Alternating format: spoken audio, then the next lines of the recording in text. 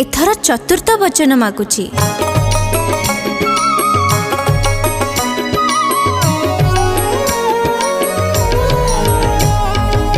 चतुर्थरे वचन दियोटी मते रखिबो ए कथा न नहे जे मनते परिवार चिंता एबे तुमे करिबो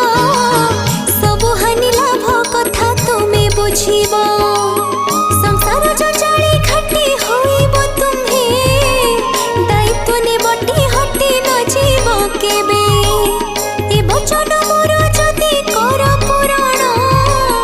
तेबे तुम पत्नी मोहि होइबे जाण चतुर्थरे वचन दियोटी मते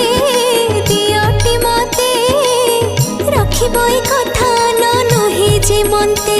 हाँ नहे जे मनते ए कथा रखिबो बोली मते